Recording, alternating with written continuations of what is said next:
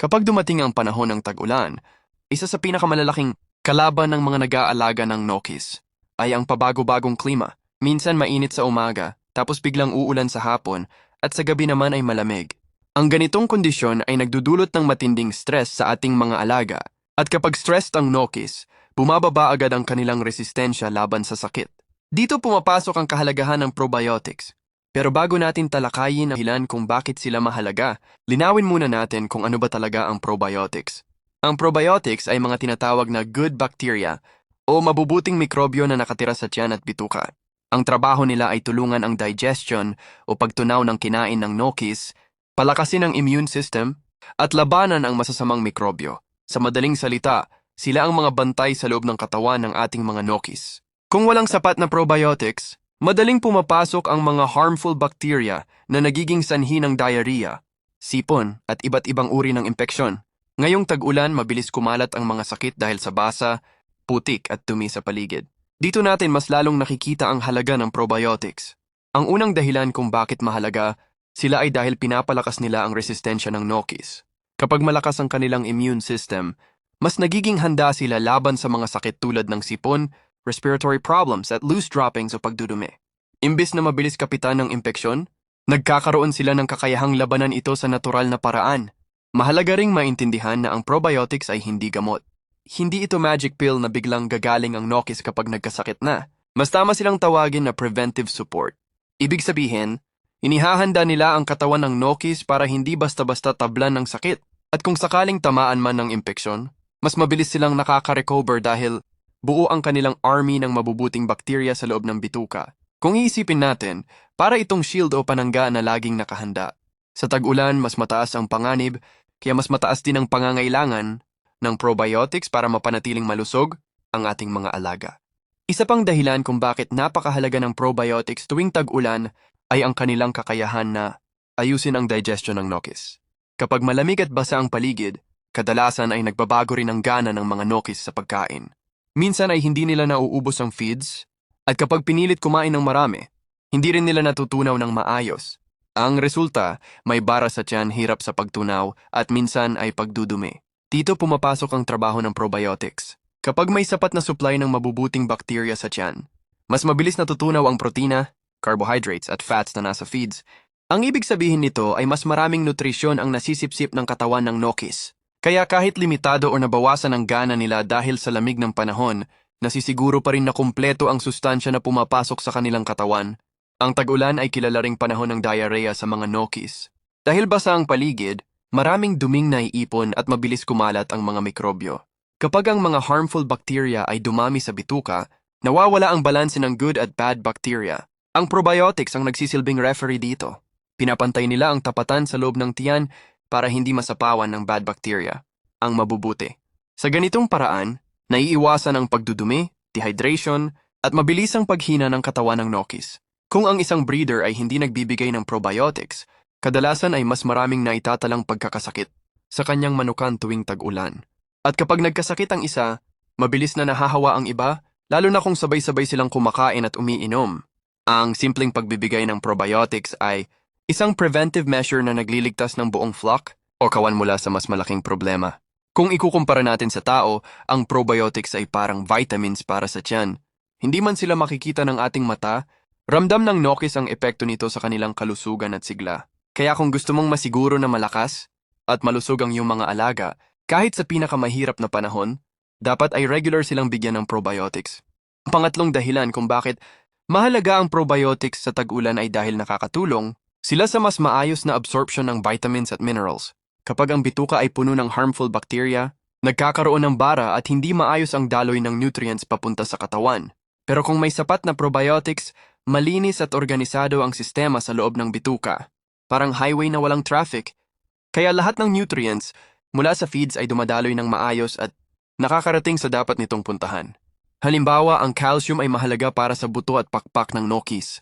Pero kung hindi ito nasisipsip ng katawan dahil barado ang bituka ng bad bacteria, walang saysay ang pagbibigay ng mahal na feeds. Ganito rin ang nangyayari sa protein na mahalaga para sa muscles at sa vitamins tulad ng vitamin A at E na nagpapalakas ng resistensya. Lahat ng ito ay hindi nagagamit ng maayos kung hindi tumutulong ang probiotics. Sa panahon ng tag-ulan, maraming breeder ang nakakapansin na siyang mga Nokis ay mas madaling mapagod at mas mabagal lumaki. Ang iba ay pumapayat kahit sapat ang pakain. Ang dahilan nito ay hindi ang kakulangan ng feeds, kundi ang kakulangan ng absorption ng nutrients. At ang sagot sa problemang ito ay probiotics. Kapag maayos ang tiyan at bituka ng Nokis, mas nagiging efficient ang katawan sa paggamit ng nutrients. Ang bawat butil ng feeds ay sulit at walang natatapon na nutrisyon. Isipin mo na lang para itong pag-aalaga ng lupa bago magtanim. Kung ang lupa ay puno ng bato at basura, kahit gaano kaganda ang buto na itanim mo, mahihirapan itong lumaki. Pero kung malinis at mayamang lupa, kahit simpleng buto ay kayang lumago. Ganyan din ang bituka ng Nokis. Kapag malusog ito dahil sa probiotics, kahit ordinaryong feeds ay nagiging sapat para palakasin at patibayin ang katawan nila. At dito rin pumapasok ang isa pang benepisyo ng probiotics. Mas nakakatipid ang breeder. Dahil mas sulit ang feeds at mas malakas ang resistensya ng mga Nokis, hindi na kailangang gumastos ng malaki sa gamot at dagdag na vitamins.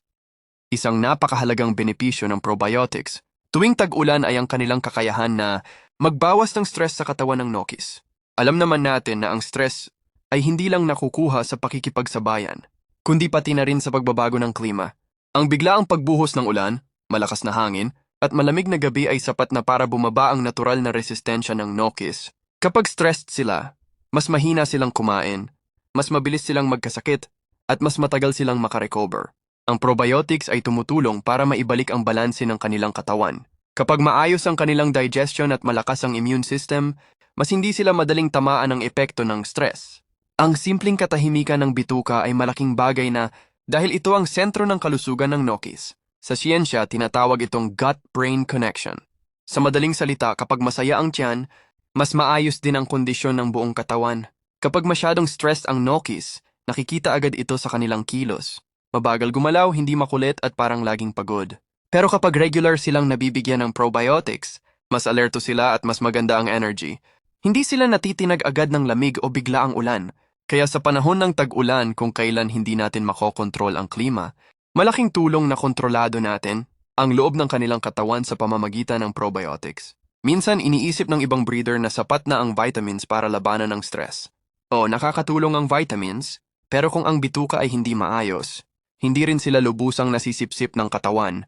Probiotics ang nag-aayos ng base o pundasyon, at dun lang nagiging epektibo ang vitamins at iba pang supplements. Sa panahon ng tagulan, mas mataas ang panganib ng respiratory issues o sakit sa paghinga. Ang basa at malamig na paligid ay nagiging breeding ground ng mga mikrobyo tulad ng bakterya at fungi na sanhi ng sipon at iba pang problema sa paghinga. Maraming breeder ang nagtataka, paano nakakatulong ang probiotics sa ganitong kondisyon kung nasa tiyan naman sila at hindi sa ilong o baga? Ang sagot ay nasa immune system. Ang malaking bahagi ng resistensya ng Nokis ay nagsisimula sa kanilang bituka. Kapag malusog ang bituka dahil sa probiotics, mas maraming white blood cells ang aktibo. Ito ang mga sundalo ng katawan na lumalaban sa impeksyon kahit saan man ito manggaling. Kaya kahit ang problema ay nasa respiratory system, nakakatulong pa rin ang probiotics dahil pinalalakas nila ang kabuuang depensa ng katawan. Bukod dito, may mga pag-aaral na nagsasabing ang probiotics ay nakakatulong magbawas ng pamamaga o inflammation sa katawan. Kapag may sipon o problema sa baga, ang inflammation ang nagiging dahilan kung bakit hirap huminga ang Nokis. Sa tulong ng probiotics, mas mabilis humupa ang pamamaga at mas nagiging komportable ang kanilang pakiramdam. Kung titignan mo, hindi lang basta tiyan ang tinutulungan ng probiotics. Parang domino effect ito. Ayusin mo ang bituka, susunod ang immune system, at maapektuhan din ang overall health kabilang ang respiratory function. Kaya hindi nakapagtataka na mas konti ang naitatala mong may sipon or ubo sa iyong flock kapag regular silang umiinom ng probiotics. Isa pang dahilan kung bakit mahalaga ang probiotics ay dahil nakakatulong silang magpanatili ng tamang timbang ng Nokis. Sa tag-ulan, madalas bumababa ang gana kumain. Kapag hindi natutunaw ng maayos ang feeds, pumapayat ang Nokis at nawawala ang kanilang sigla. Sa kabilang banda, may mga Nokis naman na nagiging tamad, ay kumakain lang ng kumakain. Pero hindi rin natutunaw ng maayos ang pagkain, kaya nagiging mabigat at hindi balansyado ang katawan. Ang probiotics ang nag-aayos ng timbangan na ito. Kung kulang sa gana ang Nokis, pinapaganda ng probiotics ang daloy ng enzyme sa tiyan para mas maging komportable silang kumain. At kung sobra naman ang kain pero hindi natutunaw, tinutulungan ng probiotics na ma-breakdown ang pagkain para hindi maipon sa tiyan. Ang resulta, nagkakaroon ng balansing timbang na tama para sa kanilang pang-araw-araw na galaw at resistensya. Sa siyensya, tinatawag itong metabolic efficiency. Sa madaling salita, mas nagiging episyente ang katawan sa paggamit ng energy mula sa feeds. Ang bawat butil ng pagkain ay nagiging kapaki-pakinabang at walang nasasayang. Kaya kahit tag-ulan, kung saan madalas ay kulang sa araw at basa ang paligid, nananatiling maganda ang kondisyon ng Nokis. Ilan lang itong mga nasabi ko sa maraming benepisyo ng probiotics. Maraming salamat sa inyong panonood at kung nagustuhan mo ang video na ito ay huwag mo namang kalimutang mag-subscribe sa ating channel at i-hit mo na rin ang notification bell para updated ka sa lahat ng ating future videos. Hanggang dito na lang ang video nato at ito muli ang Sabongista TV ni Sir Bob.